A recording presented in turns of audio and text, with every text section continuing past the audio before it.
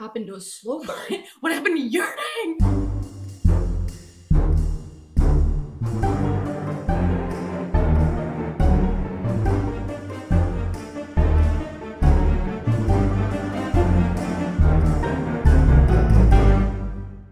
Welcome to the Open Hearts Book Club. I'm your co-host, Sadhi. And I'm your co-host, Steph. And we're clearly in a different spot this week.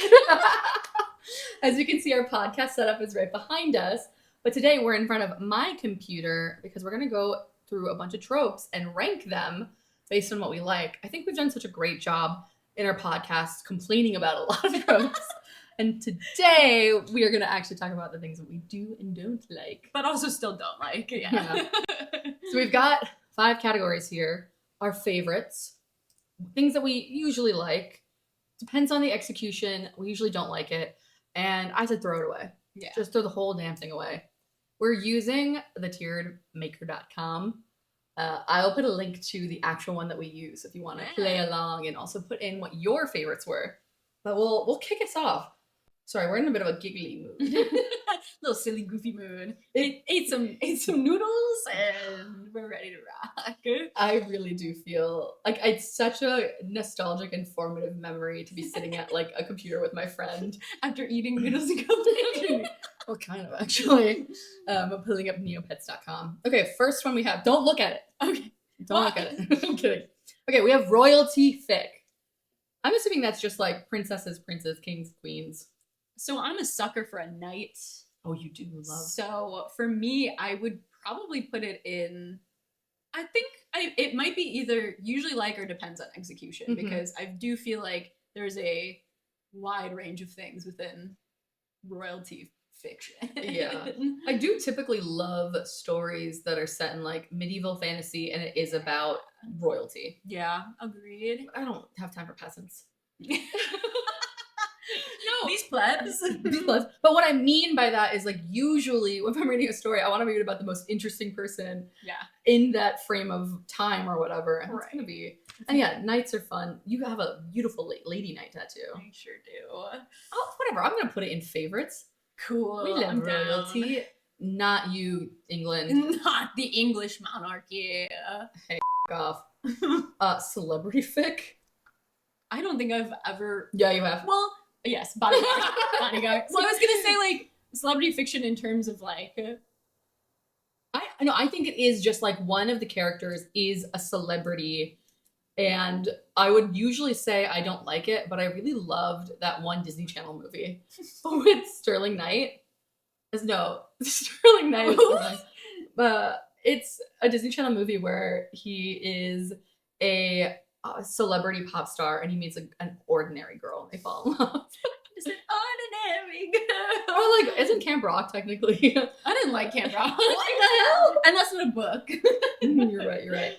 I've only read one celebrity fic. Yeah, I don't seek that out. I think that there are a lot, like there's too many problems with like, especially if it's a celebrity with just a normal person, which like, why would I want to read about a celebrity with another celebrity? Yeah. So obviously that's going to be it. And I feel like there's like just a level of like, it just kind of gets in the way of the romance more than supports it. So I don't usually like it. It's always a pretty straightforward narrative of, I'm not supposed to be with you. You're a celebrity. I can't handle this. And with celebrity and same with like billionaire romances, there's a degree of wish fulfillment that I don't have. Yeah. Like I don't really want to be with the celebrity. Yeah. So putting myself in the main character's POV being like, God, wouldn't it be awesome? Yeah. If there was a vampire, maybe, but yeah. That was like the closest thing that I could like do akin. I'm down to just throw it away. I don't think I've ever in my life sought out like a celebrity. Like even if you pitch to me essentially just Hosier as the main character and he is a singer-songwriter in Ireland and then I still wouldn't. That might get me. I would like that archetype somewhere else in a different kind of story, but if the premise of the story is the main character's trying to get with Hosier, I'd still like, I don't really want to read about this. Yeah. Though I do love you. I'm taken. I'm sorry about that. Hey, I'm sorry. A slow burn. Favorite. Can we get mad for a second? Yeah. What the happened to a slow burn? What happened to yearning? What happened to yearning? People don't understand what a slow burn is. I'm not talking, oh, they get with each other halfway through the story. That's not slow enough for me. I want tortoise. Even tortoises are a little too fast for some of these stories. I think it's hard to, like, if you have a single book, slow burn is really hard to achieve. I still think it can be done kind of well. Like, I semi-recently finished Second Death of Locke, and that is described as slow burn. And I will say, for it being a single book story, I think they did the best they possibly could making it slow burn, because they don't get with each other until, like, a little over halfway through the book. But if you have a series, what are we doing here? What are we doing? If you have a series and you're making your main characters get together halfway through the first book, you've failed. Yeah. The first book should just be yearning. Yeah. Absolutely. Just Absolutely. yearning, and then you can even hint at them holding hands in the second book. I actually will, I guess, caveat that No. I'm okay with there being some, like, touching, some flirting, some things like that, but I don't want them to have kissed yet. Yeah. Like, don't, like, make it very innocent, like, we're building tension. Yeah. Because I do still like little moments of, like, this is happening, or, like, give us little moments and then, like, they pull away. Yes. We're done But for, like, chapters and chapters and chapters. It's still yearning because those characters wish that they could have done more, but because of the circumstances they're in, they can't. Yeah. Oh, God. Yeah. I really miss yearning. Me too. Insta love. Throw it away. Yeah, there's no, I mean, I feel like in almost every single video we've done, I feel like we've dumped on Insta Love, and I abide by what we've said. I think we talked about this in, like, the Fated Mates trope deep dive that we did. The only times in which Insta Love has ever worked for me is when two characters meet and then they're, like, immediately pulled apart. Yeah. And in their pining for each other, you really feel that love and connection. Right. Even though we didn't have a lot of that initially. Yeah. But typically, yeah, it's like insta love and then they're together for the rest of the novel. I don't give a shit. Because I almost feel like insta love in the context of these two characters have a history together doesn't count for me. Like, thinking about Lady for a Duke, that was kind of insta love, but it's also because, like, they have a shared history together, so it didn't bother me. It made sense. Right. But, like, we're meeting each other for the first time and we're immediately, no. Or the other way it works for me is if they're childhood friends. Yeah. It's exactly. Like one person was immediately in love with them and they've known their whole life and you're like, okay, that kind of works. But otherwise, if you're two adults and you're immediately in love with each other, get a hobby. Yeah. Play Sudoku. Talk to another person. Talk to another person. Oh my God. So many of these books do not do a good job of explaining to me why this person is with our main character, and it's not just the first person I saw. Yep. You pointed that out to me, and now I can't unsee it. Sports fic. I don't really care. I don't like the resurgence of, like, hockey romance. I don't really get it. I've been wanting us to read a sports fic because I've never read one. Yeah. And it just does, like, in general, sports don't appeal to me at all. Yeah, same. I think the only way it might work for me is if it's a rivals queer story. Yeah. Ooh. That I think I'm like, okay, I get it. There's, like, athleticism and you're on the same team and you're rivals. But if it's like I'm a hockey player and you're a figure skater, I don't care. Did you see that one? The physical therapist. Yes. Enemies to lovers, and it's just an HR violation. Wait, I'm gonna throw it away. I think we could do usually. We don't. It's sort of a, like, don't have enough context. Yeah. So maybe, like, just a usually don't like, or unless we want to add another category. That I can add one. Oh, but then I have to. Yeah. Forget it. We'll just. I usually don't like it, but we have room to explore. Yeah, we can. I would love to sort of place these and then sort of look at them all together and see if we have any differing. If we want to move anything around. Totally. High school fic. Well, I'm an adult, so I'm gonna say it's probably, well, I guess my caveat, it's not with books, but it's like, there are tons of, like, very cute, like, high school animes that I enjoy. I don't have a problem with high school as a setting. Yeah. I usually like it. Yeah. Just so long as there's no sex involved. Don't be nasty. No. Don't be gross. If you're doing YA, this shouldn't. Yeah, but I think back to a lot of my fave kind of books. I'm like, oh, those are YA novels that are set sort of in high school. That's fair. Or they're at least teenagers. Maybe the setting isn't, like, predominantly high school, but they are teenagers. Yeah. Well, is that its own thing of, like, YA versus, like, we're specifically talking about high school? That's true. Like I said, it would depend on execution then for me. Yeah, because I do feel like there's certain ones that I've read and I just go, I'm too old to be reading this. Like, this doesn't appeal to me at where I'm at in my life. Versus there's other ones I'm like, this is just so darn wholesome and cute, and I really enjoy reading this. So a lot of queer coming of age stories are sort of high school. Dante versus Aristotle. Dante and Aristotle versus the universe, I think, was a queer high school story, and I didn't really like that. So fine, I'll give it to you. Weirdly though, I don't care for college fics. Again, comes down to like, I don't think I've read actually I have read a book that was in college. It was like a magical college and it sucked. It was The Coven by Harper L. Woods. It's genuinely probably the worst book that I've read this year. Oh my god. So once again, I feel like the only good like college fiction or whatever that I've read have been like manhwas. Usually they're in like a college setting and they're fun, but it's not like what makes them fun isn't like we're in college. A lot of college fictions that I've read just read like high school fictions, but now they can that's not like really what I want. Yeah. Like what else about being in college is exciting and thrilling to you? Yeah. Yeah.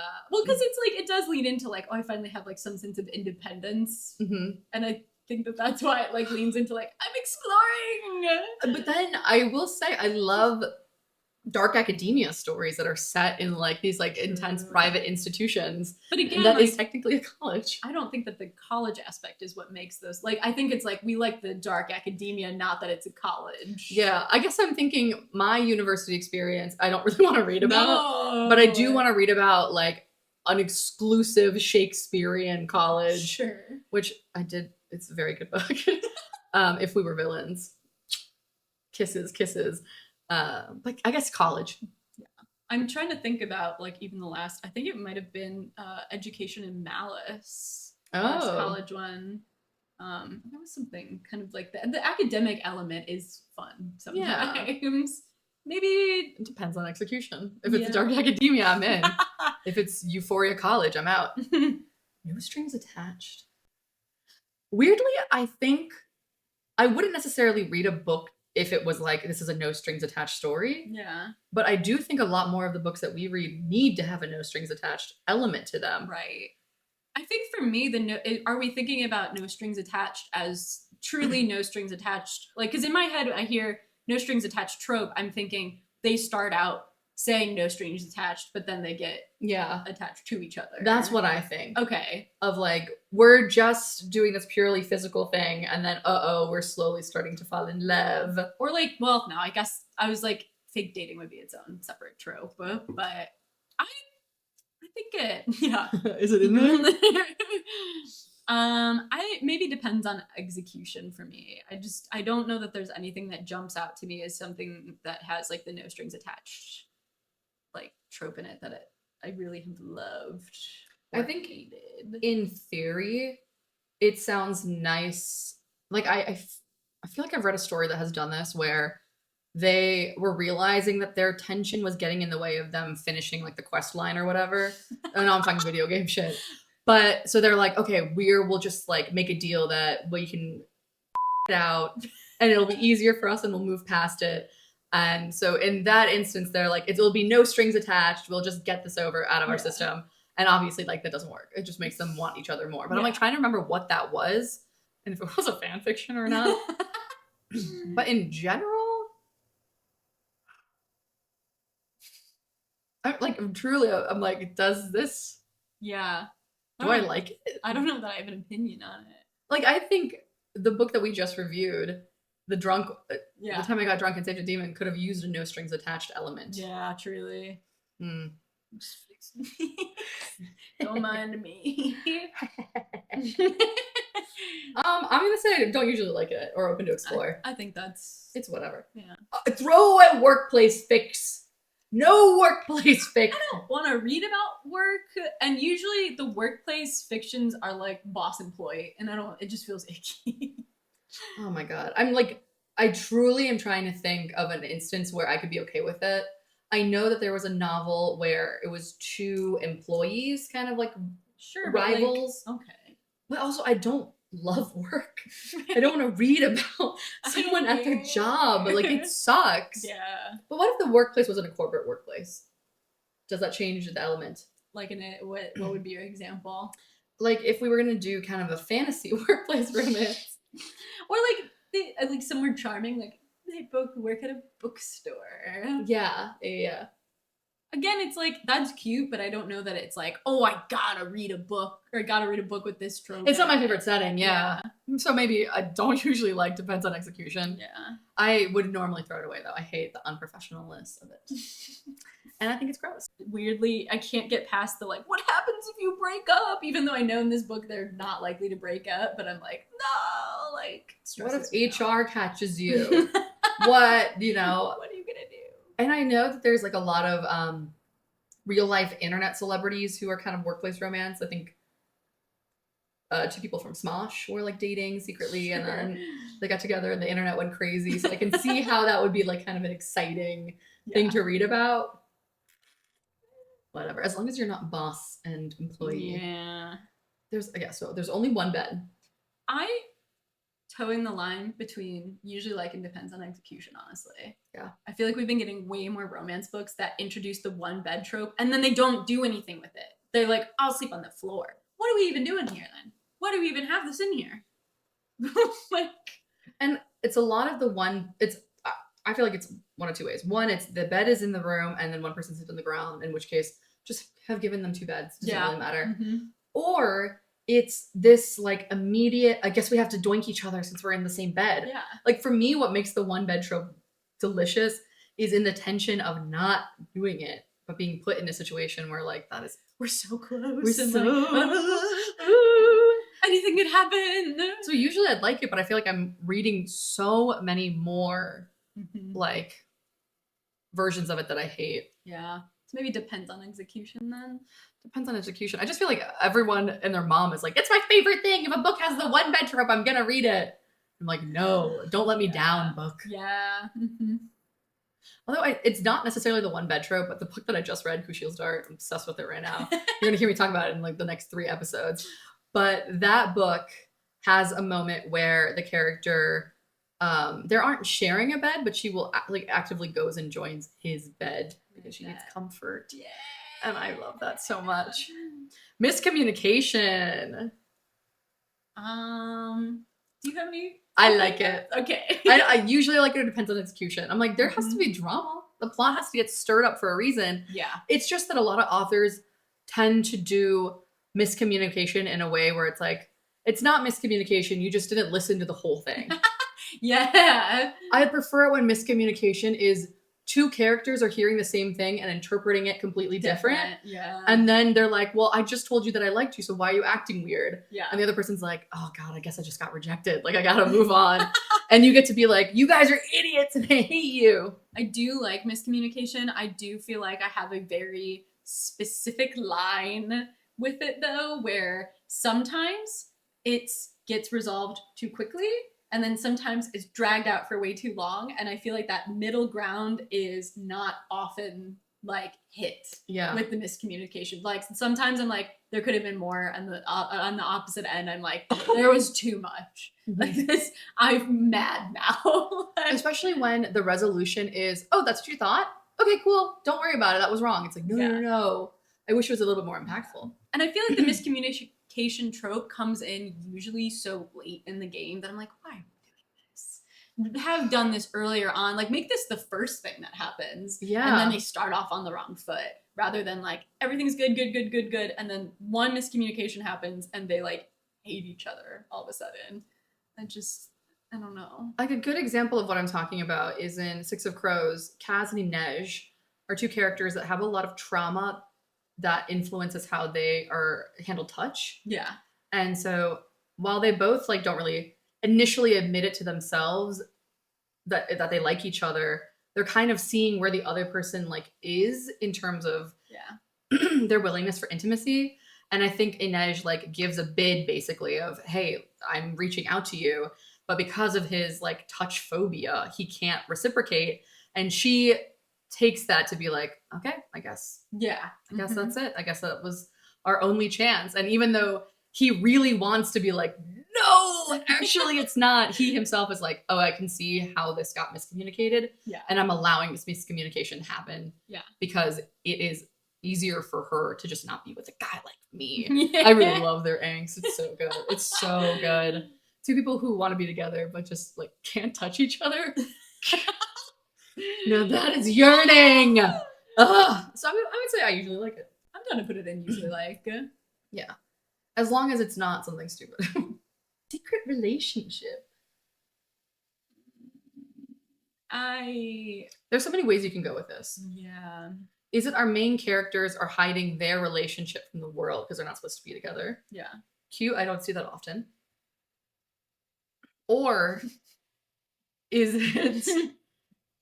Yeah, what is it? I had like a secret, again, it's a manhwa, but I was a secret relationship, but it's like she meets this guy, they like kind of don't get off on the right foot. She finds out he's her professor, and then there's so much going on in this. So she basically is like, has not really been in relationships, isn't really interested in relationships, but her grandfather is like not doing so well health-wise, and he like really wants to make sure that she is set up and is like really pushing her to like find someone to settle down with. I think she's in college at this point, like I want to say like maybe even like graduate level, like not even undergrad, like a little bit older, and like because he's her only remaining family. So he's like, I really want, like, it would make me feel better as I'm getting older to see you like settle down with someone so that I know like when I pass you still have someone. And it ends up being, of course, that her professor family is friends with her grandfather, and they like end up like kind of fake dating at first to like appease her grandfather to be like, hey, don't worry about it, and then she can kind of just like focus on whatever. But then of course they end up falling in love, but even when they're fake dating, they still like, her stipulation is like, we can do this, but we have to keep it secret on campus because I don't want people to think that you're giving me like special treatment. Yeah, or whatever. but I don't like that. I don't like that. It just feels, I think it's more so I don't like the professor-student trope, even if you are not a minor, rather than like the secret relationship portion. But I just feel like I more often not see it done in a way, I don't see it done successfully than I do successfully see it done. Like the version of it that I want is, two people who, because of external circumstances, have to keep their relationship a secret, and it's like tantalizing and whatever. Right. I feel like in this scenario, it's more like one person is cheating on somebody, and that's why they have to keep it a secret. Right. And that sucks. I'm trying to genuinely think if I have like a good example of a secret relationship that I liked, and I don't think that I have anything. I think it's also a lot of the times it feels like the reason for keeping it a secret relationship is usually so flimsy that I'm like, why are you even bothering to do this? What's the secret here? I mean, like the only examples I can think of are kind of like dark academia stories where either one person has dated somebody else in their friend group, and so they broke up, and now to date somebody else, they have to kind of keep it a secret, otherwise it breaks up their entire friend group. Yeah. In which case we've gone into CW territory. Yeah. And I guess that's kind of... I don't like that though. I don't like that either. Just tell people that you're together and deal with the consequences. Yeah. They're gonna have to find out eventually if you keep dating. We usually don't like it. Yeah. Give us an example though, because it does feel like something that I would like to read. Right, yeah. I just can't think of an instance where... Because the other half, it's like, well, it could be enemies to lovers, but in that case, you're not really secretly dating. You're just enemies. Yeah. Bad boy, good girl. Throw it away. Throw it away. Throw it away. Don't give me a bad boy. It's done. It's overplayed. I've had enough. I've had enough of all these masculine alpha BS love interests. And it's always, the guy never like changes for the better. No. We talked about this, I think, in A Lady for a Duke, where it's, if you remove the girl, he goes back to being a douchebag. Mm-hmm. I don't like that. It would be fine if he starts off as kind of the brooding bad boy, and then through being able to relate to her, he can open up to everybody else, and he slowly becomes like just like a nice, fun guy as part of the group. Right. But he's forever a dickhead, and I hate it. Yeah. And that's why I don't like, and I won't name the ship, but it's a blonde guy and a curly-haired girl, and I think that pairing sucks. No. I kind of I do not. I just like, I guess it's because I see Draco as less of a bad boy and more of just a pathetic a Nazi. No. Yeah, I guess he does. He is. It's fine. We don't have to talk about Harry Potter because we hate J.K. Rowling. Yeah, she's a TERF and we don't support. So, Good boy, bad girl, love. Love. Love. Hypocrites. Yeah. No, okay, here's my thing. The bad boy had the entire world going for him. He's usually like a privileged little Yeah. and he's still a douchebag. The mean girl, the bad girl, usually has the entire world against her, is suffering from the patriarchy and the responsibilities put upon her, and she needs a lovely golden retriever boy to loosen her up. I love it so much. It's such a fun trope. And I feel like with this one, it is usually like he makes her like softer in some ways. Like she's still kind of like head bitch in charge at the end of the day, but it is usually like I feel like we see it better her in some ways rather than in the reverse. We don't see any betterment. No. In either person. So. And not that a woman needs to be tamed, but it's just like, oh, somebody who can let their guard down and finally feel safe and happy with this guy who's just a good man. Yeah. Imagine that, like just a good guy who wants to see his girlfriend succeed and be fine. Yeah. And well, I was gonna say, there's also something so deeply romantic about the idea that there is somebody who wants to be with you even at your worst. Yeah. And that's kind of what this exemplifies. Yeah. And to your point, less about the taming, more about like, I feel like it's look at this relationship that I have with this person and look at how great it is. And like, if I never gave this person this opportunity to get close to me, I would never have this. So it's like, in that sense of like, maybe I can be like a little bit more open towards other people who have treated me similarly versus like, I'm changing myself entirely for you. And like you had said, usually with these stories, you can tell that then the mean girl or the bad girl ends up becoming friends and more open to the people around her because of it. Right. Whereas the bad boy is just... He still sucks. He needs his like thumb sucked or whatever. He needs... Go to therapy. Enemies to lovers. Lately, I've been getting real picky with it. Yeah. People are throwing around this word like If we're treating it true enemies to lovers, love. Let's put it in. Not you. Not you. Well, maybe you soon. Where did it go? It's gone. That's okay. It's over here. Oh, there it is. Yeah. Yeah. Come on. Who doesn't like enemies to lovers? There's multiple enemies to lovers. Yeah, we extra love it. No, I'll put it down here. Oh no. But yeah. I don't know if there's anything more to say. Enemies to lovers. Yeah, I feel like again this is another one that we've talked a lot about. Make them hate each other. I do want to do like kind of a trope deep dive in it because enemies to lovers has so many like caveats of, are you actual enemies like in a societal sense, or are you rivals? Yeah. Or are you just two people who don't like each other? Yeah. Because to me, natural enemies to lovers versus enemies to lovers is different. Like natural enemies and thinking about like vampire versus werewolves. Yeah, exactly. Exactly. And do you like that one better than? No. Okay. No. Yeah. I like it, but like true, like I do not like you. I have reasons for not liking you. That's it. And I love rivals to lovers. Yeah. Like I love that it's like I recognize that you are my equal and it pisses me off and my life's mission is to take you down. And through that there's like mutual respect and understanding and two people who really get to know each other.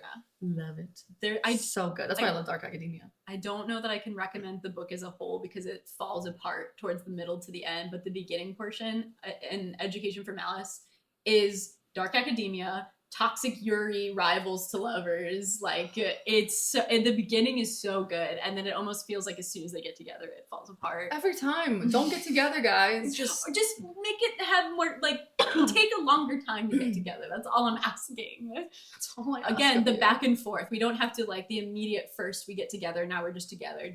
Pull it back again. Make something happen.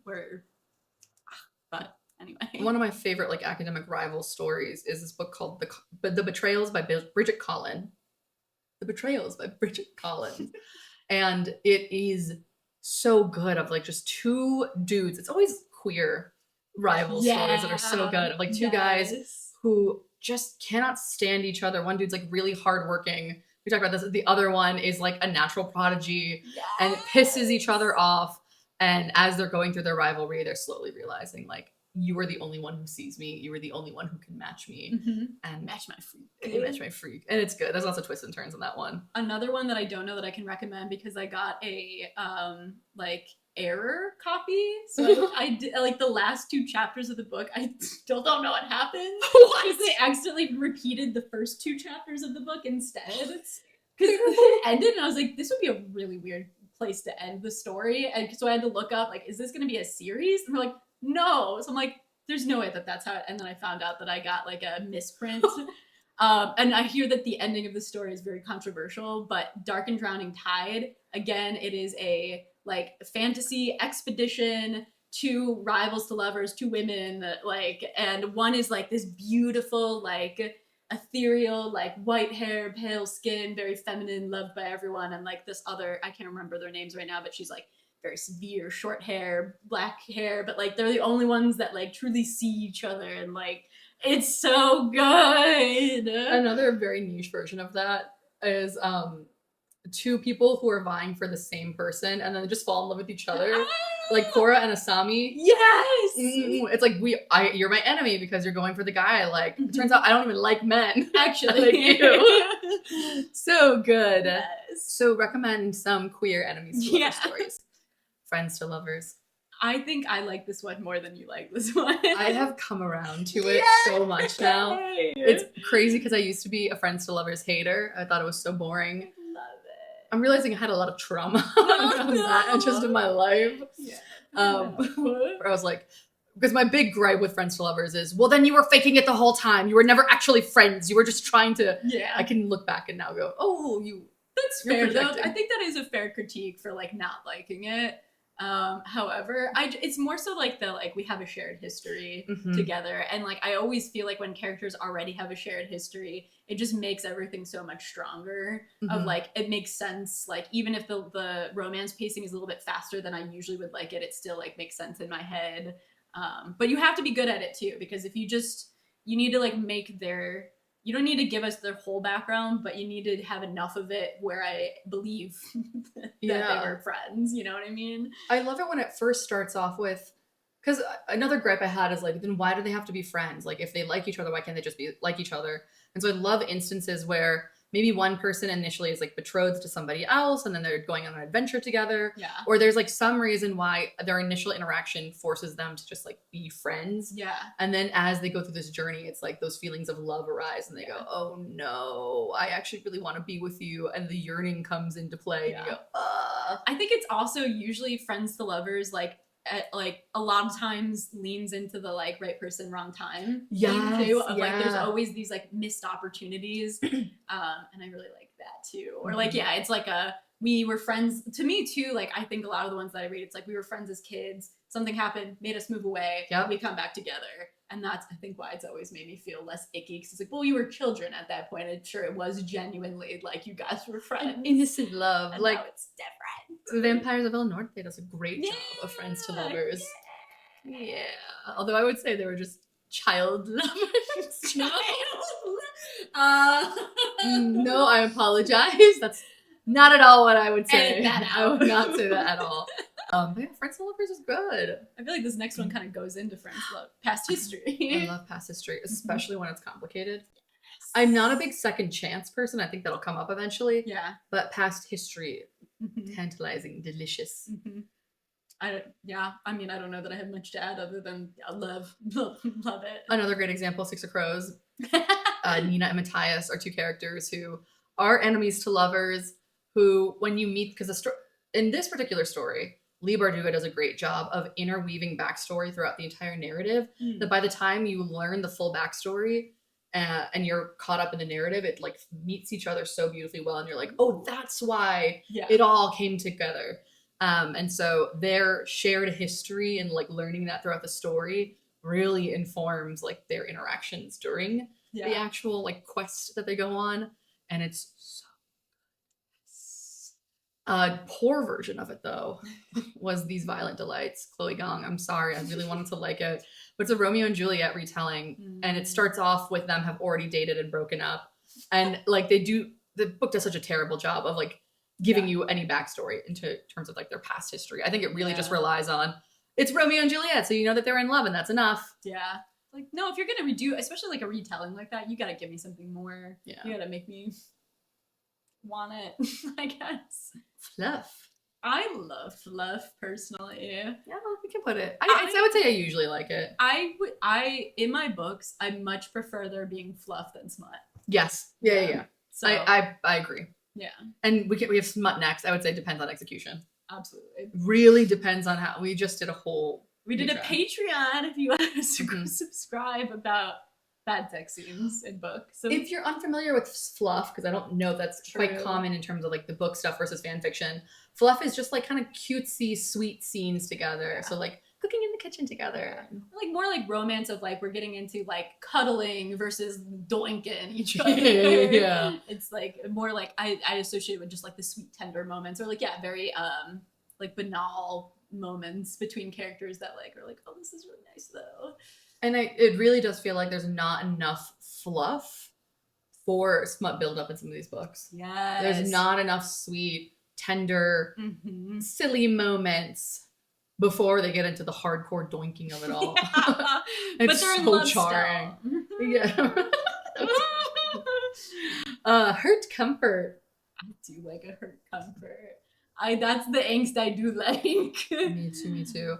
Could you define it for those who are not familiar? Yeah. I mean, I think for me at least, the hurt comfort is like someone has went through something potentially traumatic or what have you, and then this other person is like able to like help heal them through that. I don't know, I'm doing a bad job. It's like a good example of it would be a character, like you just said, has gone through something traumatic and is now like run into the woods by themselves to like hunker down and isolate, and then the love interest like shows up to like hold them as they're panicking and freaking out. And that I love it so much. If you play Baldur's Gate, a star in is like peak hurt comfort, second act like that. Yeah, so good, especially during like really intense like last stand type of moments, like you said with the star in.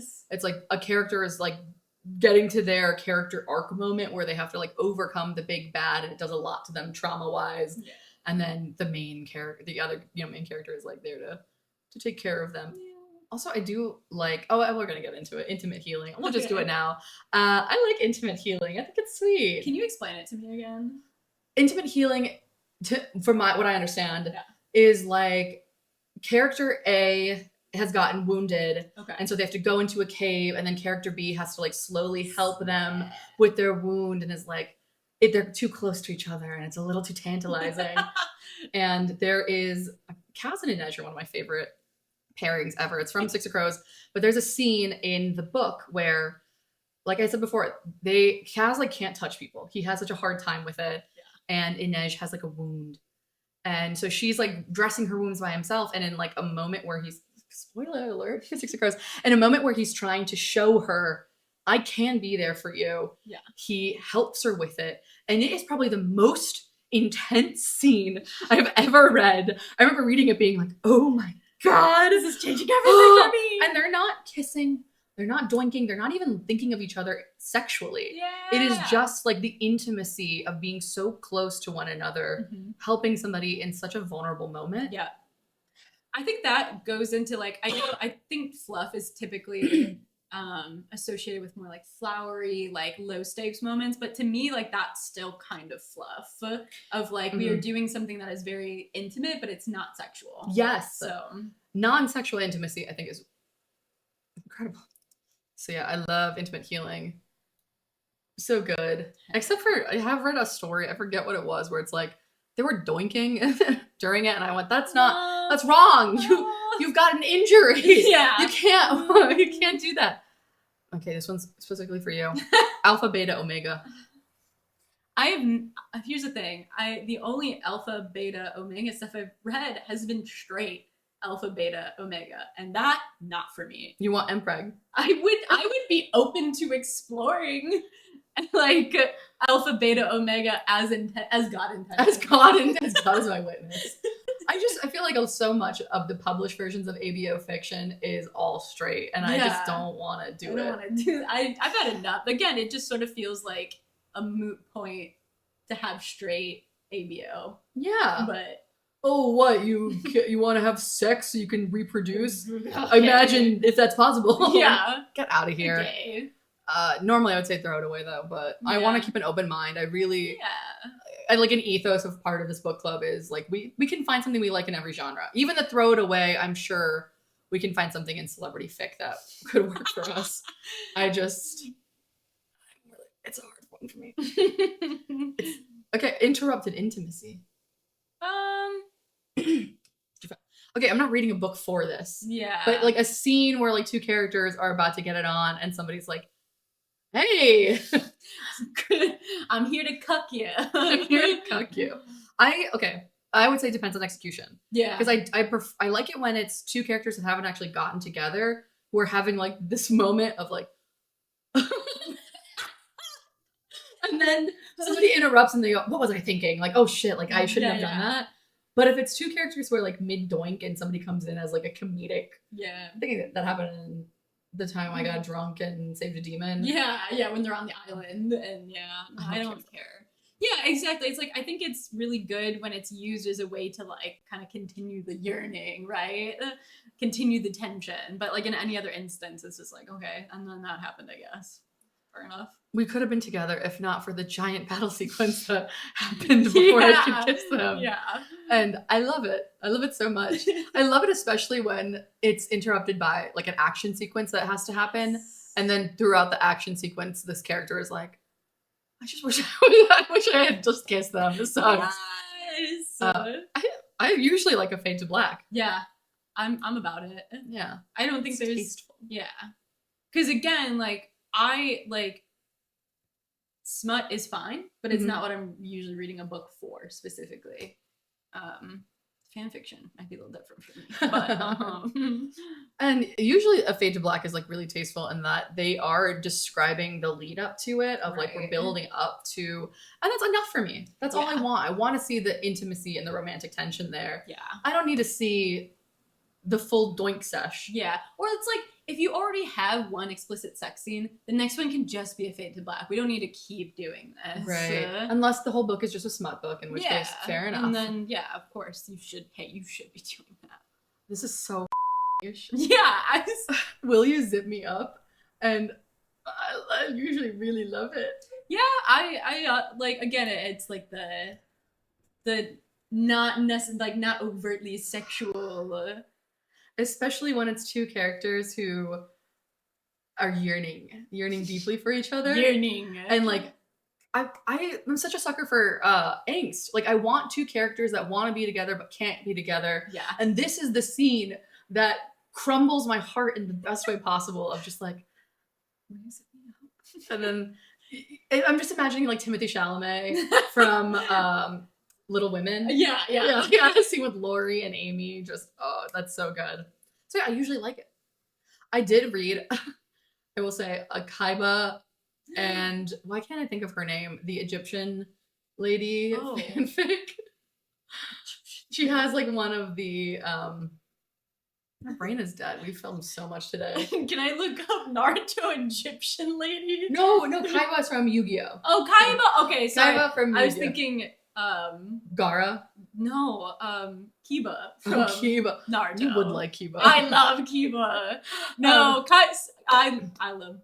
But I did read a smutty fic of Kaiba, and it was like, will you zip me up? It was so good. I love that. He's the original hater, and I love him so much for it. I definitely have Kaiba in my chart somewhere. Mokuba, make sure we can only have the best of the best. Make sure we look at each other. Best friend sibling. Yuck.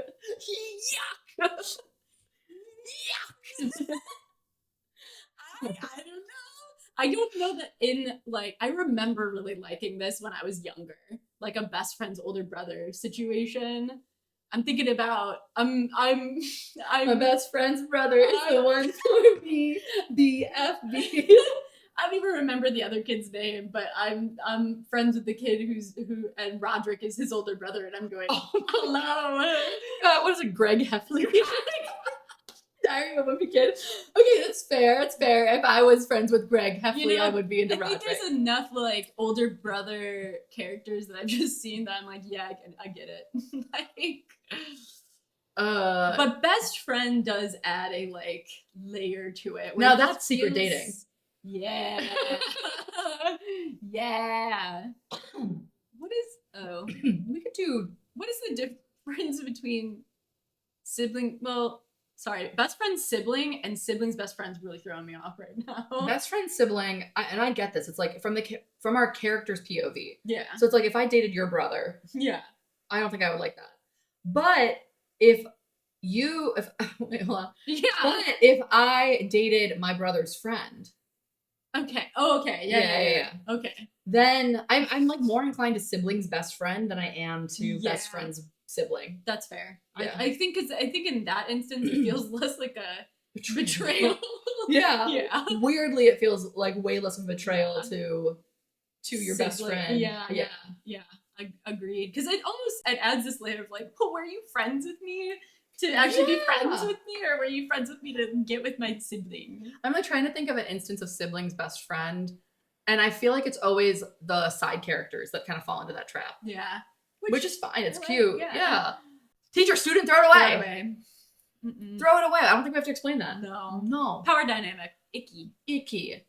Huddle for warmth. Love. Love. I see that I think my issue sometimes is I don't like insta love, but I do like just like little touches, moments of like being physically close with another character, and it doesn't necessarily have to mean anything. It can be like a huddle for warmth situation, not necessarily we're doing this because like we want to be touching, but we're doing this out of necessity. But it could also be a little bit of like we're doing this because we want to, but it's not serious right now. There's such a good huddle for warmth scene in Six of Crows. So please read it. I should read please read Six of Crows. It's so good.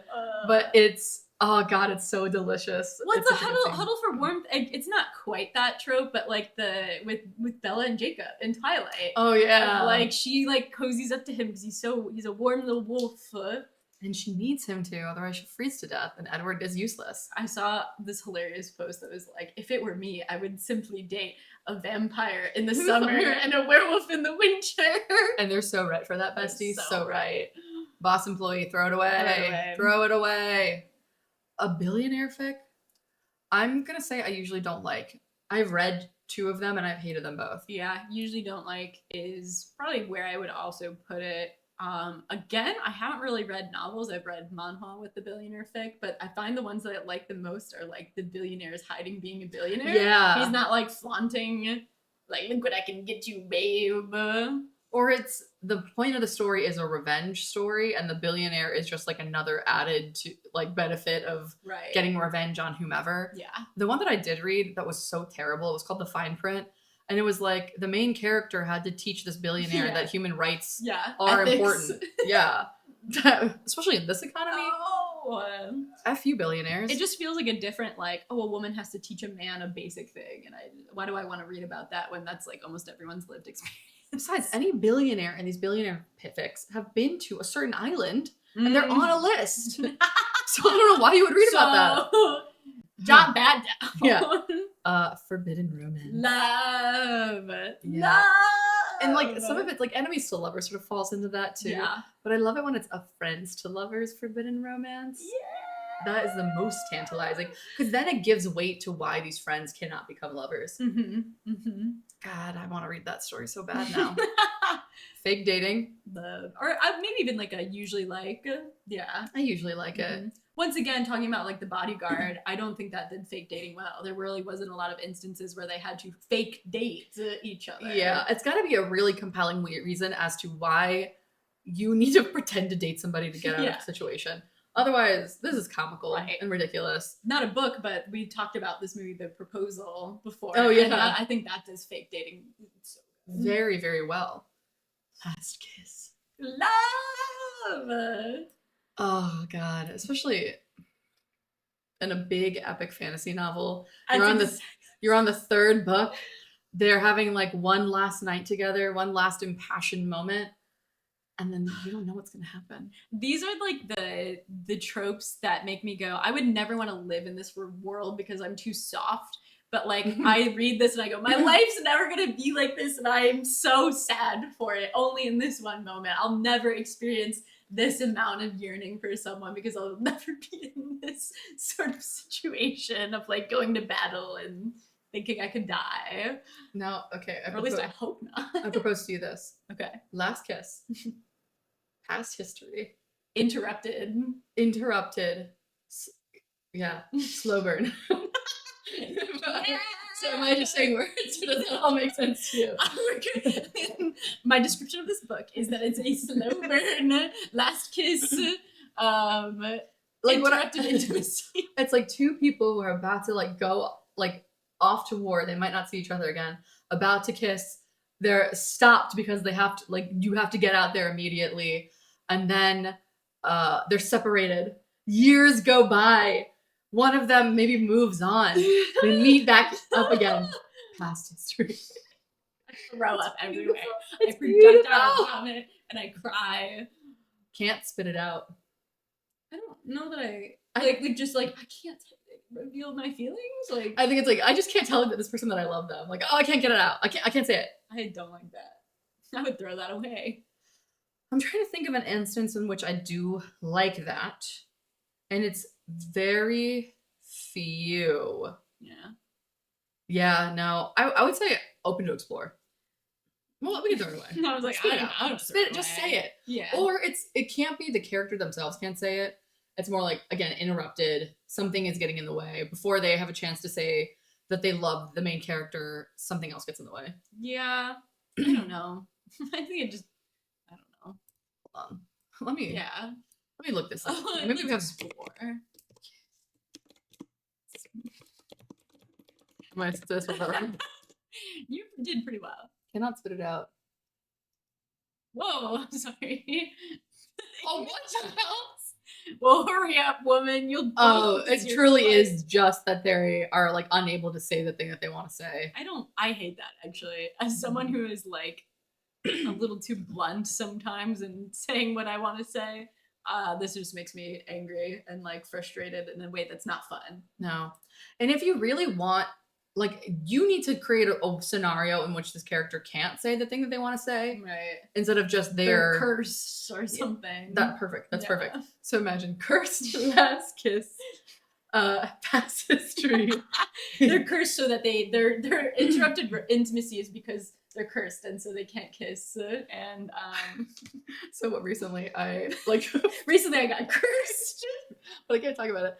No, I fever dreamed this like childhood movie that I remember watching called Snow White and the Dwarfettes or something like that. It was a really bad like VHS movie. But there has been this trope that I couldn't figure out like the root cause of how this got into my mind, which is essentially main character and then love interest gets like cursed into being this like decrepit being, but they don't know, like the main character doesn't know that. And so partway through their journey, they like meet the decrepit being and they're like kind to it and nice and like slow. They're like, there's so much about you that I love. It's so weird. Like I miss my boyfriend, but you're like kind of okay too. And then decrepit being like saves main character and main character like gives them a final kiss and then they wake up and it's their boyfriend the whole time. Kind of Beauty and the Beast-esque. Yeah, sort and like turnip head from but it's from that like VHS, but that basically is what happens to Snow White. And I'm like, that's so beautiful. Like you still had love for your partner, even though they turned into a little freak. You love your little freak in whatever form they take. Yeah, and so that for me is like a curse that you're not gonna say. I don't know why. Okay. Of the little freak here.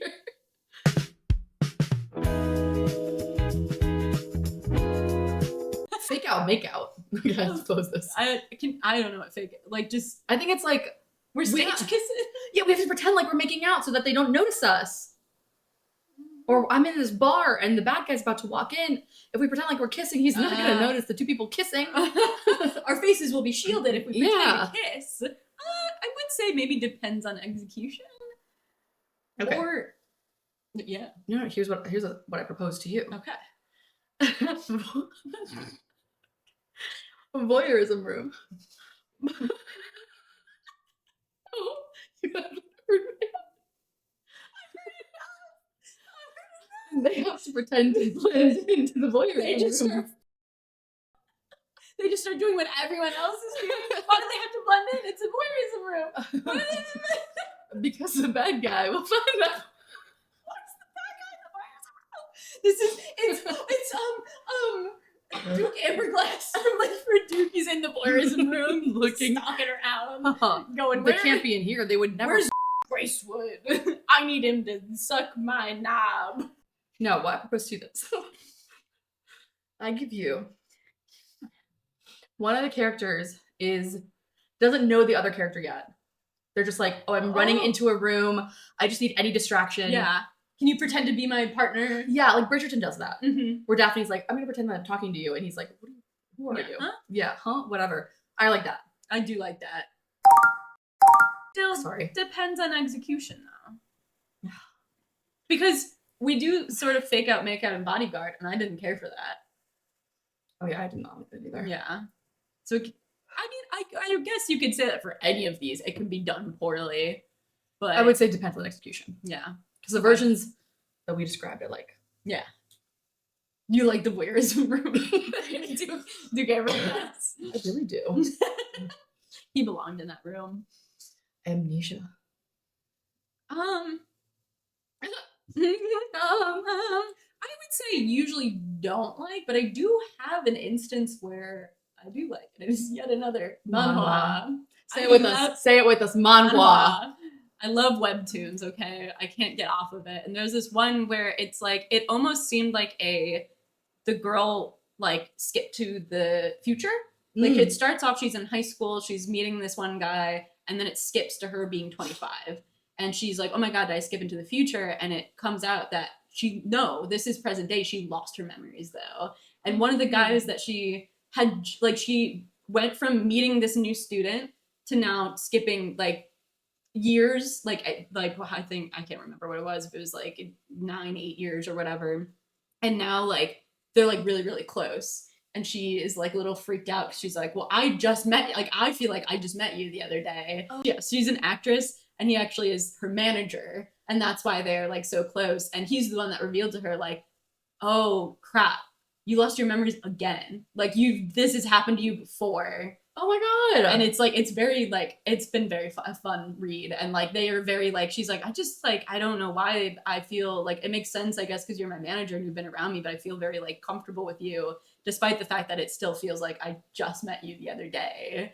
And I really am enjoying that. But outside of that, I don't know that I really know of another like amnesia. I know amnesia fanfics, and I like it because kind of similar to what you were talking about with the soulmate thing of in every lifetime I like recognize you. Yeah. I love when an amnesia fic is, character gets amnesia. People are not allowed to tell them that, but they still find themselves drawn towards like their love interest in the end. Yeah. Like that is always such a beautiful and powerful story. It's almost a like reverse fated mates in a way. Like it is soulmates, but in like a way of like, we're not like, you're my mate, I'm hitting you over the head with this. It's like I just instinctually kind of feel this pull towards you. Right. Yeah. But I feel like recent iterations of like the amnesia trope, I haven't really liked it. Yeah. Because it ends up just being kind of like a 50 First Dates type of thing, or like a love triangle type of situation, which for some reason in that case, I'm not the biggest fan of. Or I don't like it when it's like they're already dating someone and there's like this like, oh my, like there's this dissonance of like, I know that we're like married or we're dating, but I don't recognize you. And it's like, I feel like the whole plot is like, well, we need to make you re-fall in love with me. But that just feels really weird and forced to me, and I don't care for that. Yeah. There was a book that I hadn't read, but it's by an author who I do like, and I do want to read it one day. I think it's like a novel light, novella, where two characters, a prince and a princess, happily ever after, true love. But then in order to, solve some problems, they basically like make a deal with a witch where they're like, okay, yeah, we give up our love for each other. And the story is just them starting off being like, why did I ever marry you? Like, I don't even like you. And then slowly over time, re-falling in love again. And I really like that. I feel like that falls into amnesia. So I'm kind of on depends on execution. Yeah. Will they, won't they? Come on. Yes, love. Love, a favorite. Let them and don't let them. Will they or won't they? Do we want to expand upon that at all? No. Okay, perfect. They will or they won't. Will they or won't they? I love will they, won't they? Yeah. Keep it going for as long as possible. Yeah. Because once they do, it's like the story has ended. I don't want to know what else is about to happen. Yeah. Yeah. And it's really hard with romantices that like really try to get the high fantasy part working. They get the romance done and over with, and then they think that people are still there for the fantasy portion. Yeah. I'm sorry. No, they're not. No. Oh God, snarky girl, the jerk. Am I having a stroke? What is that mean? Like a snarky girl and the jerk? I'm just repeating the words back to you to see if people understand. I'm wondering if it's like sarcastic girl and a mean guy. That's what I'm assuming. But that What is that? Yeah, female character who is often sharp-tongued, sarcastic, and verbally aggressive, and the jerk trope is a character who is rude, selfish, and abrasive. It sounds like I hate both of these characters and I don't want to read about them. I'm just trying to think of like a singular instance. Okay, I get like head bitch in charge and then like kind of like snarky But guy. not mean girl. It's No. snarky girl. Like to me, snarky girl, Feyre from Akatar. Oh, and the jerk reset and throw it away. Throw it away Yeah. forever. No. Yeah. Mm-mm. Everyone can see it, but them. Mm-hmm. Yeah. Mm-hmm. Beating heart, beating Mhm. heart. I love it. Mm-hmm. I love it when it's obvious to everybody else and the two main characters are so oblivious and so Because dumb. once again, then it makes the story go on longer, and I love it, and I love. I especially like it with side characters too. Yes! When our main character is like, they're clearly, Yeah. Huh? What are they doing here? Relationship reset button. I'm assuming it's legitimately just a way to reset your relationship. Like almost not isekai, but like my husband betrayed me, and I'm going back in the past. Yeah.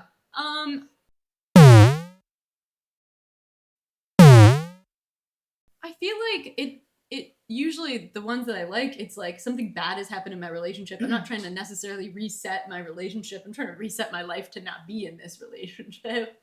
Or like Ruby Sparks is the only one I can think of where it's Yeah. like I'm rewriting our relationship so that it works for me this time. I don't know that I care for that. Yeah.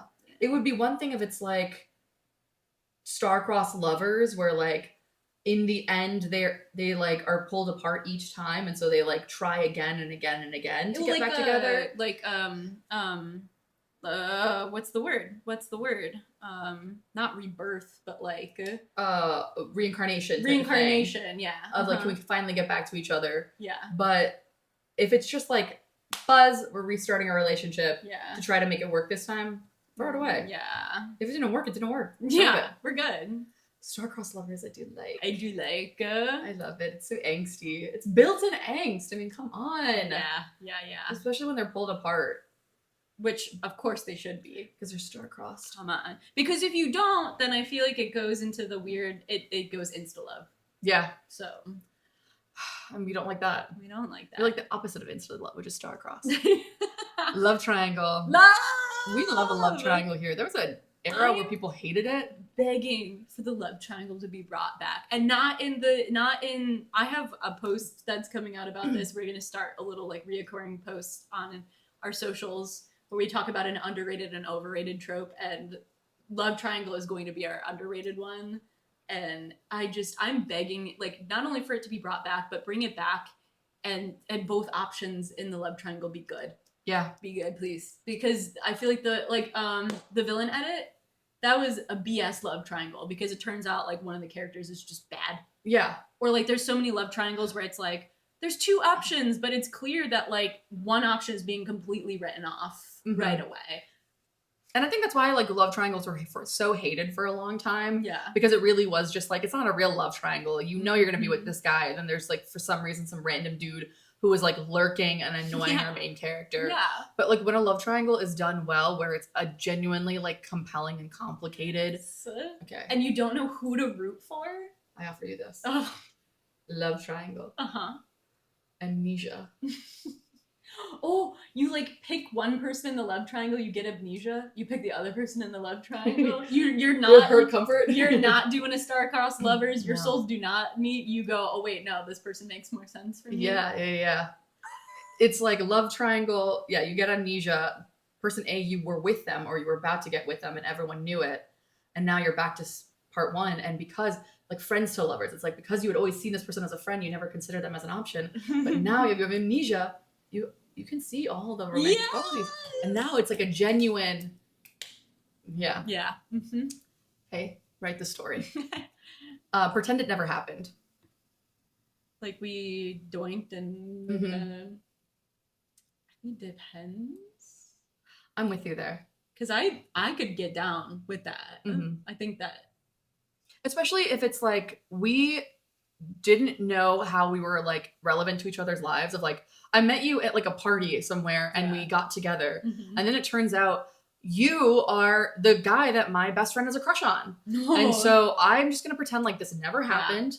You were just a one night stand to me. Yeah, the no strings attached element. Yeah. With the like pretend it never happened. Or like the one story you were talking about where it's just like, we have tension with each other. What if we just like bang one out, we get it over with, and then it's like we pretend like we don't have these feelings for each other. Yep. Okay, what about pretend it never happened? Forbidden romance. Huddle for warmth. The huddle for warmth. Workplace romance. No! The heating's out at work. We must huddle for warmth. Switcheroo. I don't like a body swap. Yeah. Is that what that is? I think that's what that is. Okay. You know, they switch bodies and now they can see each other's point of view. There's an anime like movie about that. Yeah. I forgot what that was called. It wasn't. No. Anyway, beside the point. Yeah. It doesn't really do much for me. Yeah. I'm like, if you needed swap full bodies to see the other person's perspective, I don't think you should be together. No. Secret bet.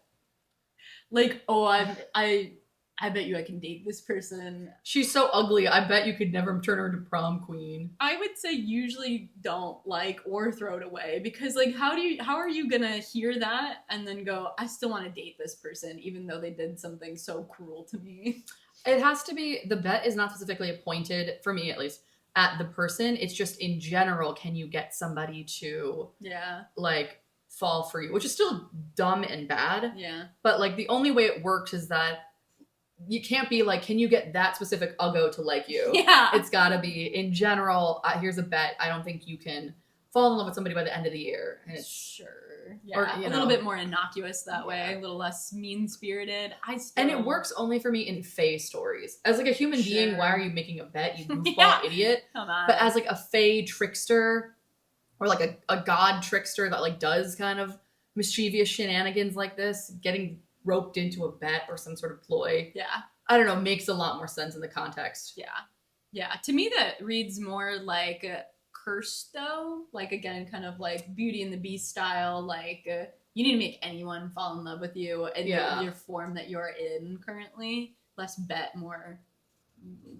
I will give you my kingdom if you can get that girl with paint stains on her overalls to go out with you to prom. Oh god, I forgot to tell you this, but like in a touch of darkness. I'm sorry, I forgot to tell you this. I'm only friends with you for a bet.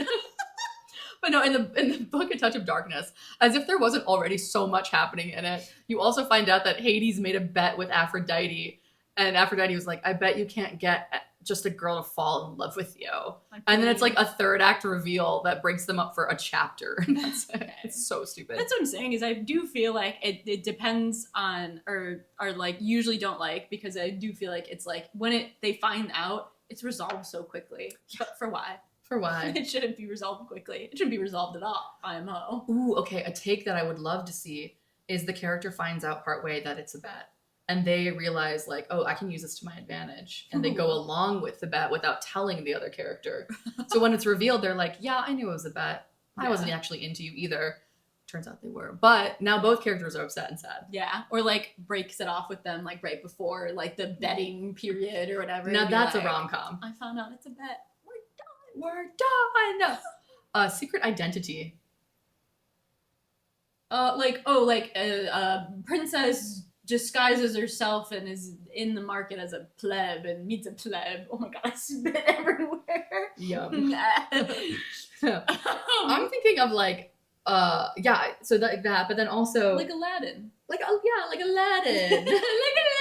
Aladdin. I'm also thinking just like I swear secret motivations, like wait, what?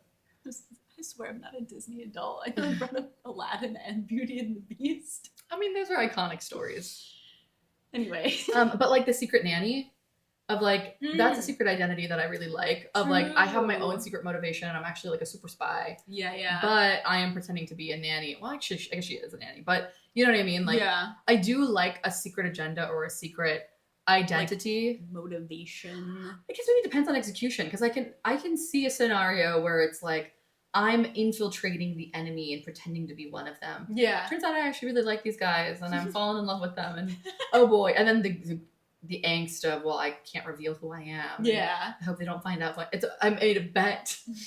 I made a bet with the enemies. With the enemies to lovers. I would say it depends on execution. Yeah, agreed. Bodyguard. Usually don't like because you talked about the book. I already forgot the name, even though you've mentioned it 17 times. Crucial star. Yeah, where there's a bodyguard element to it. I think we have to differentiate because I don't like a bodyguard. I like a knight. Yeah, that's fair. That's fair. And that is basically medieval bodyguard, but yeah, modern day like bodyguard, I'm not into that really, but I do like a sworn protector. Yeah, like that's like for me, like the appeal of paladins is like you don't take an oath to whatever moral, you take an oath to a specific person, and then that becomes really weird and angsty and delicious. Yes.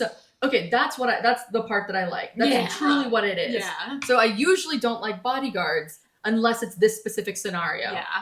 Of I am sworn to this person and all the angst and turmoil that comes with it. Yeah.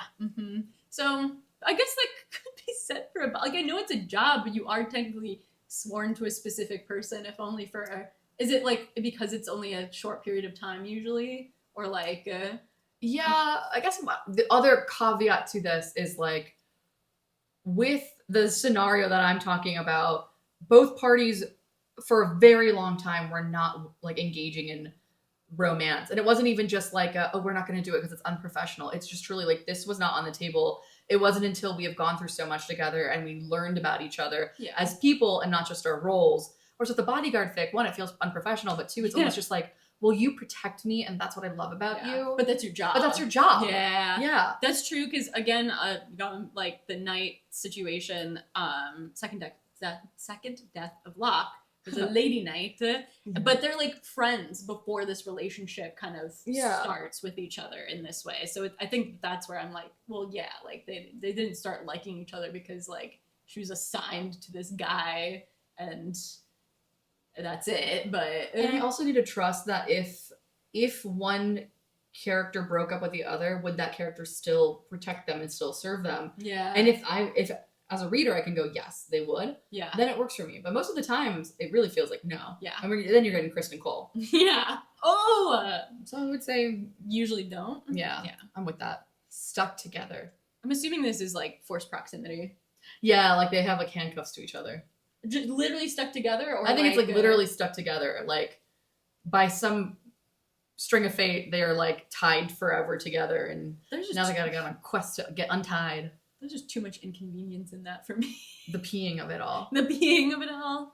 Like, I know that it's like, oh, well, we have to bathe, and, like, it forces, like, certain situations like that, but I don't know, I don't think I like it. We can throw it away. I don't care much for it either. Mafia fic. We have to do, it has to be, it depends on execution, or usually don't like, because I know that you are not, I'm also not a fan. But they just talk about their territories too much. And they're like the epic alpha Chad guy. It's like the touch her or die trope and everything I hate about that. What about Mafia Nanny? Mafia Nanny is good. But it's because she is also competent. And that's a manhwa and not a story. And the Mafia stories I've read. Okay. Manhwas aren't literature? Okay. You're right. And I'm wrong for saying that. But like honestly, the Mafia stories that I've read are just so ridiculous.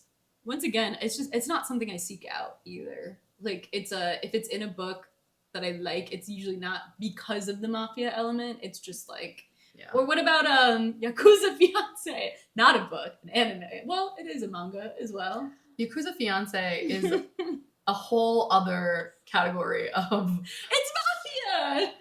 yeah, I guess so. But you realize that there's like very, at least the episodes I've seen, very little to do with the mafia. I'm more just like, this guy's insane. It becomes a bigger thing as it continues. Okay, On, but well, yeah. Well, there we go. I don't know. I would say open to explore it. I Yeah, suppose. that's fine. But mafia in general. Yeah. I mean, I definitely wouldn't put it any higher than No. usually don't like. Arranged romance. I would say, yeah. I was like, favorite or usually like. Hell yeah. Mm-hmm. Especially when it's just two reluctant people Yeah. getting married to each other. Or, oh god, The Swan Princess. My favorite movie. Of just these two childhood, I guess like two people paired up in childhood, like living their life together, being like, I don't ever want to marry him. And then they're adults and they go, I do want to marry him. I also feel like there's so much like range, and I like the range of the arranged romance because there's that, but there's also like I'm arranged to marry this person, and I have this other person that I really want to be with, and that's still a really compelling story too. Oh my god, those edits right now of the night. Oh, it's so good. Yes. So delicious. I know you're not a Zutara fan, but there's a version of that. I did see that one. Beautifully drawn. Beautifully drawn. It's so funny because as I was watching it, I went, I don't like Zutara, but this is nice. This is nice. And don't come after me, okay? I am a Katang shipper. I think Zutara's getting actually a ton of hate right now. People are like, I don't understand how you guys ship these two characters together. They had such brief moments of like actually liking each other, and I went, that's the quantity does not matter. The quality of it does. IMO. I was gonna say, even though it's not for me in the specific instance, Zutara is a very good enemies to lover story. It was very good enemies to lover story. This is a very to me that is like a I see you, you can match my freak, and maybe we're bringing out the worst in each other sometimes, but I accept the worst in you. Yeah. Coffee shop fic is always so funny to me. This is truly just a fanfic trope. True. I did read when I was in like 8th grade. I can't even remember the name of the book, but it like was totally around this girl like knowing coffee and working in these like shitty coffee shops, and it was like I loved it so much. But since then, I've never been like, wow, let me seek out a coffee shop romance specifically. I feel like the vibe of this is just two characters from a really intense anime that I watch. I would love to see them just be a little happy. Yeah, hey, make them a little make them. I don't know. I'll put it here. Sure. Happily ever after. I love a happy. Yeah. As much as we've been saying like angst is great, I still want it to be like I want it to come to a happy ending. I want all of the angst in the world, and then they get together. Yeah. Because then it makes it so much more sweeter. All the bitterness and then the little sweet ending. Mm-hmm. It truly, anytime, especially because there was a phase where authors really were like, I'm going to make you feel hurt. And then it's like a sad ending. Yeah. I really want to go, that one tweet that's, please God, take all of his pain and give it to Naruto. That's how I feel, where I'm like, please God, take all of their pain and give it to Bella from Twilight. In Vino Veritas. You're gonna have to remind me. That's when they get drunk and they admit their feelings or admit that they like something.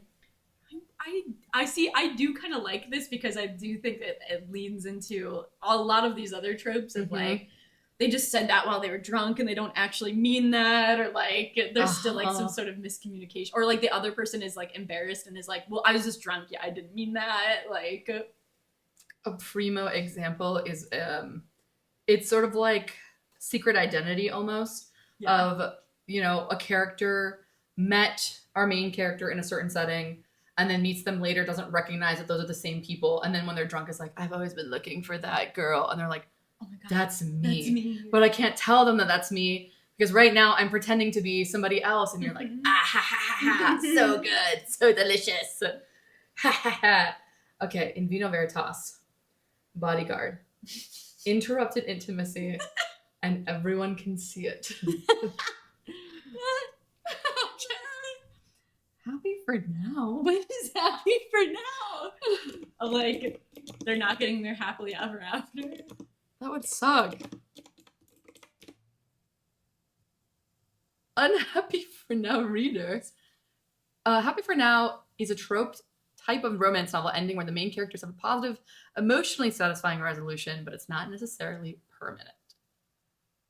I kind of like it. I don't know. I mean, it depends on the execution. That's fair enough. Because there are some where I'm like, why did you have to do this? Sure. And somewhere I'm like, oh, that's the point of the story. The point of the story is you're always going to be in turmoil and chaos, but you have to find little moments here and there. Yeah.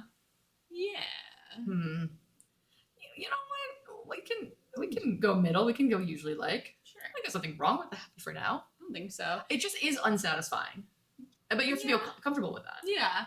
I think sometimes I like, as much as I do like a happily ever after, sometimes I do get a little like sick of it. Like I do kind of like there still being like lingering like things happening and like not 100% knowing what's going on sometimes. I do think that's fun. If I really love the characters, that's difficult. Yeah. But if it's one where I'm like, ooh, like I'm more interested in like the story itself rather than specific characters, I can be. Oh, they say Connell and Marianne is like a happy for now type of situation and you hate that book. I just hate those both of those. Again, that's like I had absolutely no issue with them being happy for now because I could have had give less of a shit about those two people. Oh gosh. I went, yeah, all right, fair enough. Dark fiction. A dark romance. Dark romance? I would say, for me personally at least, depends on execution. I was gonna say same thing too. Cool. There are some where I'm like, this is not romantic. This is just up. Yeah. And somewhere I'm like, okay, it's dark. There's certain levels where I'm like, this is up, but it's not always or up, or like when it's up, it's not in relation to like them being like doinking or like being romantic with each other. Yeah, no one's bringing guns in the bedroom. Right. That's not the darkness for me. Like there's a specific like vampire dark romance book, The Poisoner. Like that it gets pretty dark sometimes, but I like actually really like it. But I'm not generally a dark romance girly. No, I agree.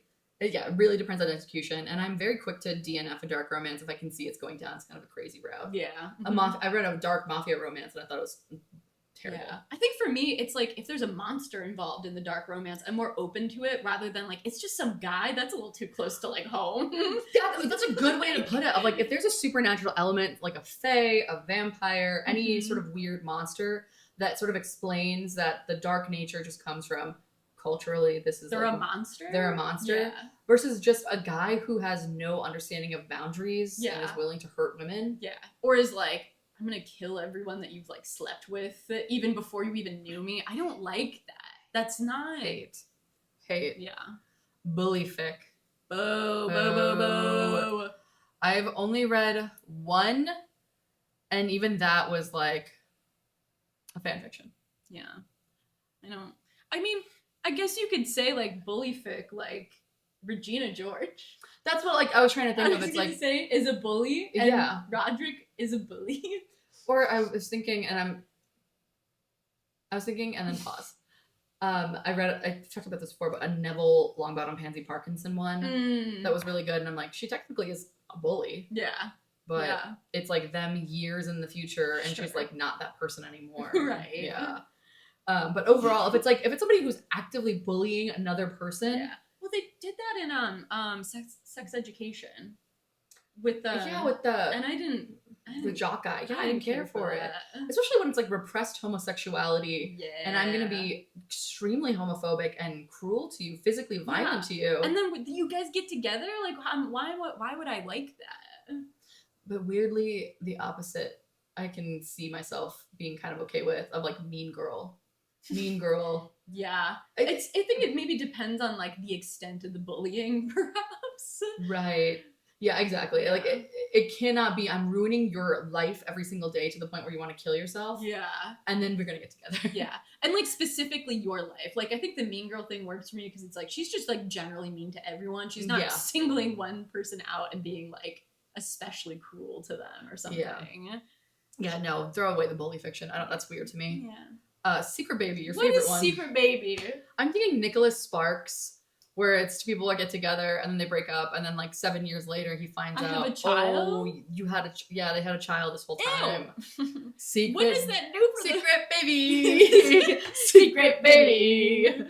I think it's like a second chance romance, basically, of like there has been a Taiwanese drama called, hold on, I think I have it saved. Mm. Oh. It's got Autumn's Concerto. I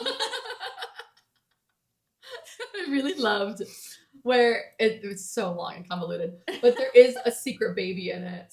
It's secret. Okay, it is. I'll tell you right now. It's Secret Baby.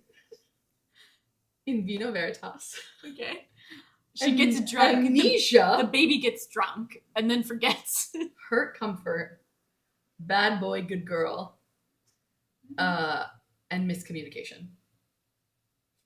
That doesn't mean anything to you. But no, basically. Oh, so he's an absentee father who's a drunk. He kind of, halfway through the story, we find out he gets amnesia. He forgets about his girlfriend who's pregnant with his kid. All right. And then years later, he's like a hotshot lawyer who comes to her town and he has to stay with her and her son. And he has like an affinity towards his kid. Yeah. Because they have a lot of like similarities and common traits. And then it kind of gets like a little dark romancy because he eventually gets his memory back, but his memory is kind of distorted. And he just remembers that she left him. And he's like, that's my son. And I love this child. And I will take him away from you unless you agree to marry me. And she's like forced into a marriage with this guy. But secretly it's because he still loves her. Okay. That's whatever. I still don't care for a secret baby. Hey, stop making that baby a secret. Also, before you got into talking about Autumn Concerto, the only thing in my head, and I was being so good, I wasn't letting my intrusive thoughts out. I was just going, baby boss, baby boss, baby boss, boss baby, boss baby, boss baby. You don't know a thing about boss baby. Is boss baby secret baby? He's secret identity. That's true. He's a boss it's baby. A billionaire fic. Oh my god, he is. He's a billionaire. Okay. Pregnancy fic, throw it away. Throw it away. Throw it away. I don't understand why they have to be pregnant. No. What is that? Why do women have to be pregnant? Stop being pregnant. Stop getting pregnant. In this economy. Mutual pining. I'm foaming at the mouth. Favorite. Mm-hmm. Let's mutually pine forever and always. Mm-hmm.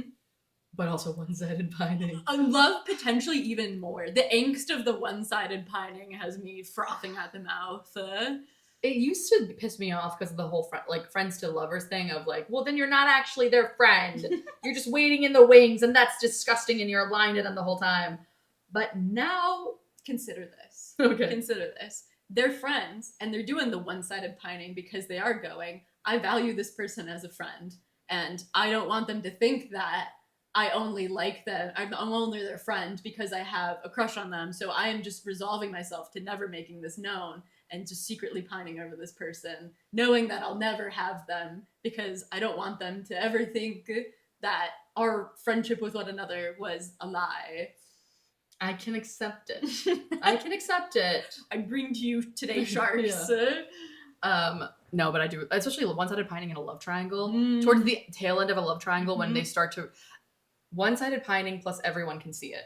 Yeah. And that's where the pining comes from of like, I don't stand a chance anymore and that hurts. Or it's even like the reverse of that of like there's a love triangle, this girl is like clearly going after this one guy, things don't work out with that dude, and then the one-sided pining, like she starts to like view him and is like, oh wait a minute, like this is an option for me and I didn't feel this way before but now I'm starting to feel this way, and then there's the whole angst of like, but is he just my second choice now, and like So good. Or the swapping of one-sided pining too, of like this person was pining, they eventually give up their feelings, move on, but then the other person starts pining.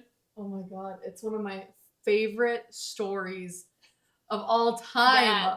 Where it's like one, oh god, exactly. I think Flipped does it. I was Which gonna is say, I was like, bring it up. Flipped does it. It's so good. And then again, the Swan Princess is kind of like that. Yeah. Where like one point, one of them is like more sweet on the other, and the other one. It's so good. It keeps being like, we're passing the pining back and forth. Yeah, wrong person or right person, wrong time. Each cap. I want to throw it away so bad. That's fine. I'm fine with that. Again, it's just if this is in a book, okay, as long as they're both adults and the other person did not know them in childhood. Yeah, I feel like it's sad that we have to give that caveat, but as long as you didn't know them as a wee lass Yeah. and then you date them as an adult woman. Yeah. To me, though, That's like giving grooming, baby. it's like, what's the point of an age gap romance? It's like you want to be with a more established, mature man. Yeah. But in that case, that age gap has to be bigger than what I'm willing to read. Yeah. Like, it's got to be like, I am a young woman who hasn't, like, really been in my field for a long time, and I'm with somebody who's much more mature, who's, like, a billionaire and can take care of me. I can accept an age gap, and I'm going to say this, and it's not going to be what you're thinking, in, like, the terms of a supernatural being, but almost in the reverse of, like, this is not a manhwa. It is, I believe, just, like, art at this point, but there's this one artist that is doing like a siren and a like retired like fisherman. Oh, and like she's like looks like she's probably in her like late 20s, early 30s, but he is much older. But she's not like she's older than he is. Yes, exactly. Oh, that's really lovely. And it's cute. It's very cute. So like I can get down with stuff like that. But yeah, when we're just thinking about like modern day, there's an age gap. Once again, it's like okay if it's there and it's okay, great. But I'm not like. This doesn't make the book for me. Yeah. Yeah. Plot? What plot? Plot. No, this is a throw it away. There has to be a plot. Right. It can't just be smut and then random stuff happens. There's gotta be a plot. Yeah. Even in that, I think has been my biggest issue is it's like I feel like when we do more lighthearted books, there's this like, well, it's lighthearted, so we don't have to focus on the plot as much. But no, you do. I'm sorry. Yeah. You can still have like a lighthearted, easy breezy novel with a plot. Yeah. It doesn't have to be a complicated plot, but No. give me some sort of continuity. Yeah. I feel like I have like an example. I can't remember the name of it, but it is like a mermaid story that feels a little bit like an easy breezy adventure. Yeah. But it's still a good plot, and you still love the two characters together. Yeah. So, anyways, those were our tropes. Yeah. The last enemies to lovers again. Yeah. Hey, we're gonna double up on enemies to lovers. Hey. One for you, one for me. Yay! Yay! We did it! Are there any ones that you feel like now that we're done, you would want to move around? I put Secret Baby all the way to favorites. Actually, I changed my mind. Secret Baby. I might put Billionaire Fic and throw it away. I'm fine with that. Just because now thinking about it with the age gap, I'm like, okay, so what would be the worst combo for you? Ooh. Plot, what plot? For sure. Mm-hmm. With like billionaire boss employee. Billionaire boss employee for sure, yeah. Or teacher student. Oh, plot with teachers with snarky girl student and jerk teacher that are doing an age gap. And it's a pregnancy. Snarky girl, the jerk, billionaire fic, alpha, omega, straight amnesia, dark, stuck together bully. Oh no! And then fade to black. So you're not even getting the smut of it. It's just pure torture. Yeah, that would be awesome. Yeah, insta love. Yeah. Yeah. Maybe I would put will they, won't they, and usually like, because sometimes it does drag on a little bit too much. Will they, won't they? Where do we have that? Oh yeah, In favorites. Yeah. I leave it there. Honestly would almost put star-crossed lovers and usually like too, because I think it for me it's like it feeds into the mate aspect too. Yeah. And the fated mate stuff hasn't been doing it for me. It really has not, dude. Somebody help us out here, because we've been reading a lot of secret mate novels. Honestly, it's like 11th hour, and they're mates, by the way. And also they're mate. What are you talking and about? they're mates. And they were mates.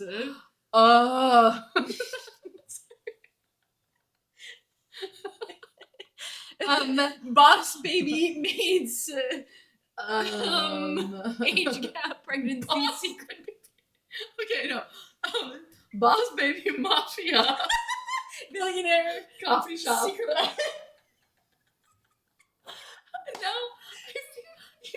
You know how like when you read sometimes like the back cover of a novel and it's just a bunch of word salad?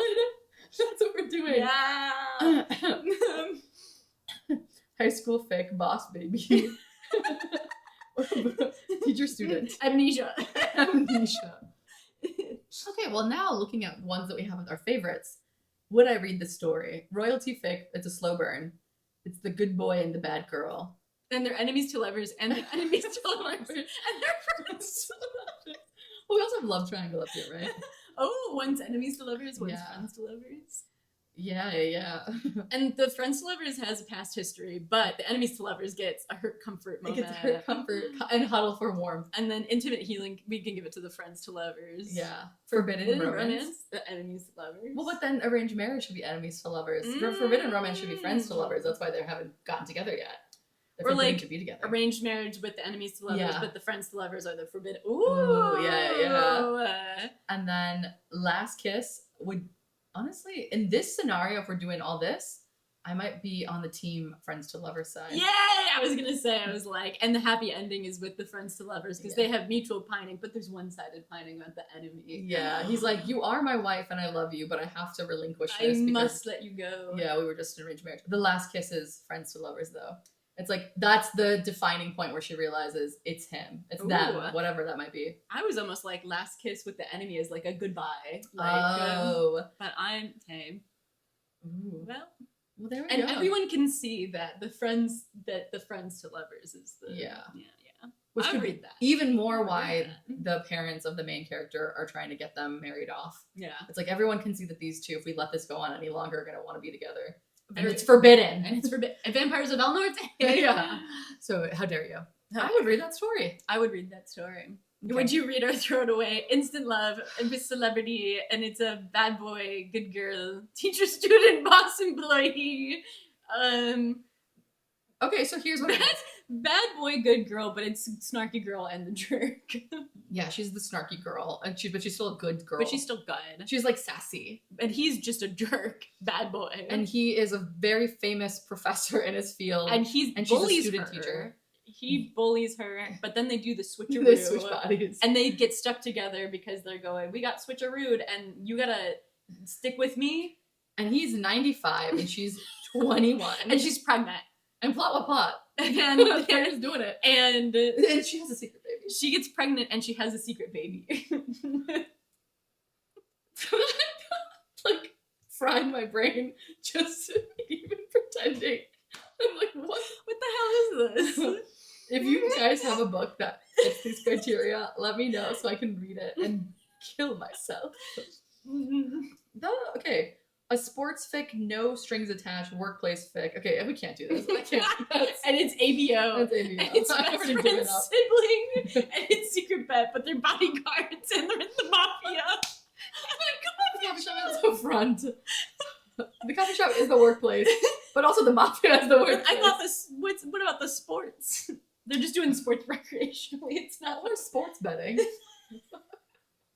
They also just have a softball team on the side. They're doing secret bets on their. Yeah. Okay. Okay, the depends on execution is it's impossible. College fic and high school fic. I guess it could go high school into college. Into college. So- But then they get amnesia between high school and college. And there's a secret, but also it's dark. Why does it get dark? It's dark academia. And then there's only one bed. But then they have interrupted intimacy and surprise, it's your sibling's best friend. And it's like Secret identity. Surprise, I was your sibling's best friend the whole time. well, because you have amnesia, so you don't realize it. Right. Well, it's a reset. Oh god. And then finally, in our usually like, we've got miscommunication, fluff, fade to black. Will you zip me up? Fake dating, in Venus Veritas. Happy for now, will they, won't they? Star-crossed lovers. A star-crossed lovers happy for now would be kind of fun. I mean, that perfectly makes sense. Yeah. Of like this, yeah, that makes perfect sense of like, this is as good as we can get, Yeah. given our circumstances. So we gotta Mhm. take what we can. Yeah. And will you zip me up? And will you zip me up? Their miscommunication is about zipping Well, it's them up. They're fake dating. Uh-huh. They're star-crossed lovers, and they don't know that about themselves yet. Well, they won't they? Because they're fake dating. Because they don't know because they're yeah, and the fake dating. They're fake dating. But then there's a lot of fluff, and then the miscommunication is in the fact that But the in vino veritas. I do actually love you, and I wish we weren't fake dating. Is the in vino veritas? Yeah. And then And then fade to black. Story's over. Yay! That's the whole thing. So let us know if you would read any of the books that we just described. Or if you would write one of the books that we just described. Please write what we described for the favorites, because I would actually read the heck out of that. That would be very good. Awesome. Well, thank you guys. We're gonna open up live voting poll right now. No. All right. Yeah, so this is our tiered list maker. I think I want to do another one with like book boyfriends or book main characters, things like that. One that we really love doing just for fun has always been, do we think these characters would make it at the end, like after the story ends? Yeah. And so look forward to that one in the future. Not tiered list maker, but I think we've also discussed just grabbing books and just using tropes like these to try to describe what the book is and have the other person guess what the book is. I think that could be potentially fun for us to do after we have more book club picks, and then we use it to try to describe the book club picks we've read. That would fry my brain. That would fry my gourd. If you came to me and you went, okay, this book is a bodyguard romance. Bodyguard romance, interrupted intimacy, pretend it never happened, will it was there. Well, bodyguard's romance celebrity. Yeah. Okay, we can do this. We can do this. I feel like we would have to try to like be a little creative about it to like some of them might be more obvious than others. Yeah. Okay. These are our ideas for the future. Happy holidays, guys. Enjoy. Bye.